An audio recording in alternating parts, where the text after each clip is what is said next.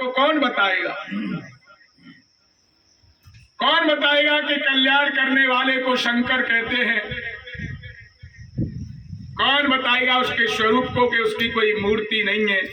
वो कल्याण करने से उसके बहुत सारे, जो महर्षि ने प्रथम समुल्लास इस पवित्र भावना से लिखा, यही तो भावना थी। लोग लड़ रहे थे, अलग अलग शक्ल गढ़ रखी थी नामों की और अलग अलग उनकी पूजा चल रही थी। किसी ने यही तो समझाया था कि ऐ लोगों लड़ो मत, तुम जितने भी शकल गढ़ के बैठे वो सब ईश्वर के नाम है, लेकिन गुण कर्म स्वभाव के आधार पर है। उसका मुख्य और निज नाम केवल एक ओम है। जैसे राम प्रकाश कोई व्यक्ति है, उसका मुख्य नाम राम प्रकाश है, वो पढ़ाने लगे तो उसको सब लोग अध्यापक कहते हैं। उसका ये गौणिक नाम है, गुण है पढ़ाना। वो दुकान करने लगे सेठ जी कहते हैं, वो वकालत करने लगे वकील साहब कहते हैं। उसका ही नाम है, मुख्य नाम राम प्रकाश है। गुण के आधार पर है, कर्म के आधार पर है। जैसे जैसे कर्म करेगा वैसे वैसे जैसे जैसे उसके गुण होंगे। कोई भगत जी कहेगा, कोई कुछ रिश्तेवाचक नाम है, उसके बच्चे उसको पिता कहेंगे, वही राम प्रकाश है एक ही व्यक्ति।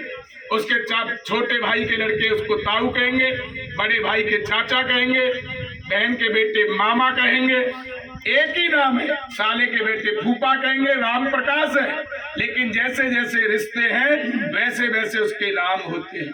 तो मैं आपसे निवेदन करता हूं कि बड़ी पवित्र भावना से महर्षि ने ये सत्यार्थ प्रकाश का पहला समुल्लास जो आंखें खोल देता है, और उन्होंने अंत में लिखा है, ये 100 नाम तो ऐसे हैं जैसे समुद्र में से एक लोटा जल के समान।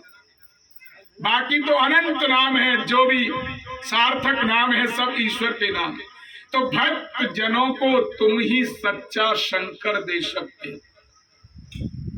जटिल प्रश्न का केवल तुम ही उत्तर दे सकते हो।